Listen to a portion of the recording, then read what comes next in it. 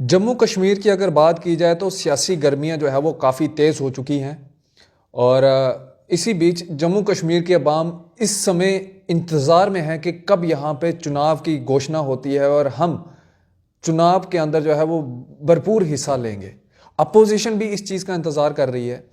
लेकिन क्या जो भाजपा इस समय दावे कर रही है 50+ पार होने के, क्या वो दावे जो हैं वो पूरे कर पाएगी? क्योंकि जो इस समय हालात जम्मू कश्मीर के अंदर बने हुए हैं, रैबरे खेल के एम्प्लॉयज़ वो धरने पर बैठे हुए हैं। उसके बाद रैबरे जंगलात के एनवाइसीज हैं, डोगरा एम्प्लॉयज़ हैं, कश्मीरी पंडित समाज के जो एम्प्लॉयज़ हैं वो धरने पे बैठे हुए हैं। युवा सड़कों पर है। एसपीओ भाई हमारे जो हैं वो भी अभी तक जो है वो परमानेंट नहीं हुए हैं। डेली वेजेस की बात की जाए तो वो भी धरने पर बैठे हुए हैं। और वीडीसीज की अगर बात की जाए तो वीडीसीज भी जो है वो दिल्ली की ओर अब जो है वो कूच करने जा रहे हैं। ये जो इस समय पूरा निज़ाम जो जम्मू कश्मीर का बना हुआ है, क्या इस निज़ाम के बीच में भाजपा जो है वो 50+ कर पाएगी? लेकिन वहीं एनसी का ये कहना है, नेशनल कॉन्फ्रेंस का ये कहना है कि आप इस बार चुनाव तो कराएं, आपको आपके नतीजे खुद ही मिल जाएंगे। और इसी बीच महाशिवरात्रि का पवित्र, एक बहुत बड़ा पवित्र और बड़ा त्यौहार जो है वो भी कल हुआ। और इसी बीच आपने इस त्यौहार के अंदर भी देखा कश्मीरी पंडित समाज के जो एम्प्लॉयज़ हैं, जो डोगरा एम्प्लॉयज़ हैं, उनको फिर सैलरी जो है वो नहीं मिली। और इस बार आवाज़ें जो है वो इंटरनेशनल स्टेडियम से भी जो है वो आवाज़ें उठाई जा रही हैं कि इन लोगों की सैलरीज जो है वो रिलीज़ कर दी जाए। लेकिन एडमिनिस्ट्रेशन जो है वो टस से मस नहीं हो रही। ऐसा लग रहा है कि भाजपा और एलजी प्रशासन के बीच में जो है वो कम्युनिकेशन गैप है, जिस वजह से आम जनता जो है वो सफ़र कर रही है।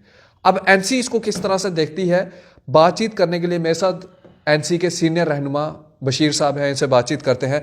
बशीर साहब, किस तरह से देखते हैं ये पूरा निज़ाम जो इस समय बना हुआ है जम्मू कश्मीर के अंदर, किस तरह से देखते हैं इसको? आपने अपने इब्तदाई बातचीत में जो जिक्र किया कि जम्मू कश्मीर के अंदर चुनाव की सरगर्मियां हैं, बिल्कुल नहीं हैं। बीजेपी वाले चुनाव से भाग रहे हैं। लोग इस बात का इंतज़ार कर रहे हैं, अपोजिशन भी इस बात का इंतज़ार कर रही है कि चुनाव हों, लेकिन बीजेपी वाले चुनाव से भाग रहे हैं। एक बहाना दूसरा बहाना करके वो चुनाव नहीं कराना चाहते हैं। दूसरा, जमहूरियत में चुनाव कराना बहुत ज़रूरी होता है और उसी से लोगों की मन मर्ज़ी के लोग जो आते हैं वो उनके लिए कानून बनाते हैं, ज़ाब्ता बनाते हैं। डेमोक्रेसी में उन्हीं को इजाज़त होती है। इसीलिए डेमोक्रेसी में कहा जाता है कि will of the people is supreme. दूसरी चीज़, जम्मू कश्मीर के अंदर जब आपने ज़िक्र किया कि महाशिवरात्रि का त्यौहार था, बीजेपी वाले धर्म के ऊपर तो राजनीति चलाते हैं, लेकिन जब असली बात आती है तो वहाँ वो फिसल जाते हैं। महाशिवरात्रि हो या और कोई त्यौहार हो, ये भूल गए कि इस त्यौहार के ऊपर जो मुलाजिम सड़कों के ऊपर हैं उनका मसला हल करें। पिछले 4-4 महीने से 6-6 महीने से वो सड़कों के ऊपर हैं।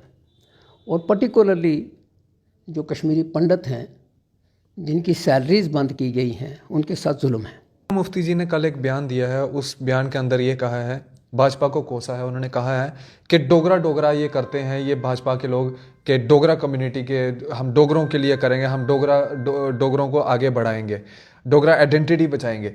लेकिन आज इनको कौन रोक रहा है? आज सेंटर की सरकार है। क्या डोगरे जो हैं उनमें इतनी कैपेबिलिटी नहीं है कि वो लेफ्टिनेंट गवर्नर बन सके? क्यों बाहर का जो शख्स है उसको यहाँ पे लेफ्टिनेंट गवर्नर बनाया गया है? क्या डोगरा जो है वो यहाँ का लेफ्टिनेंट गवर्नर नहीं हो सकता?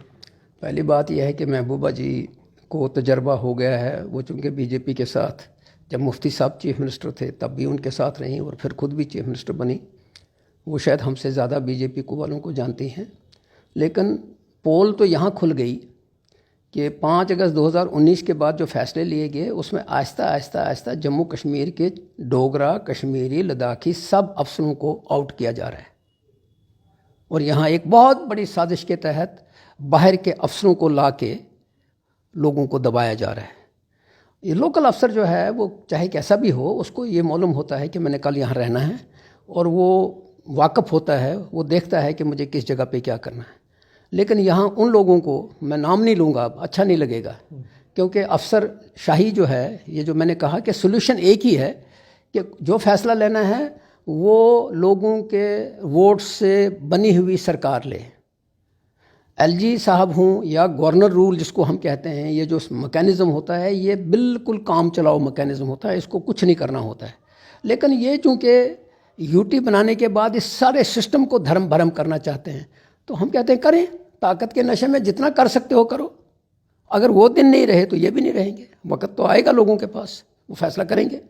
इसलिए महबूबा मुफ्ती ने जो कुछ कहा है बड़ी देर के बाद से उनको समझ आया। क्या लगता है जो जम्मू कश्मीर की बर्बादी हुई है महबूबा मुफ्ती जी की वजह से हुई है? क्योंकि लोग कहते हैं कि अगर सरकार नहीं बनाई होती भाजपा के साथ तो ये दिन न देखने पड़ते। कहते हैं लम्हों ने खता की थी, सदियों ने सज़ा पाई। अगर उस वक़्त सोचा होता, उस वक़्त कहा गया था, लेकिन चूँकि उस वक़्त समझ नहीं आई। साहब हमारे साथ बातचीत कर रहे थे, जो आज हालात इस समय जम्मू कश्मीर के अंदर बने हैं उनके ऊपर इनका क्या कहना है, और जो भाजपा दावे कर रही है 50+ होने के, तो इस हालात के बीच में क्या भाजपा 50+ पूरा कर पाएगी? हालांकि इन्होंने एक बहुत बड़ा सवालिया निशान जो है वो भाजपा के ऊपर खड़ा किया है कि उनको ये दावे नहीं करने चाहिए कि हम 50+ होंगे, क्योंकि हो सकता है कि मशीन के अंदर भी जो है वो गड़बड़ी की जा सकती है। ये कहना है एनसी का। आप भी अपनी राय जो है वो कमेंट सेक्शन में ज़रूर रखिएगा। आप इसी तरह से बने रहें जेके मीडिया के साथ। मुझे दीजिए इजाज़त। आदाब।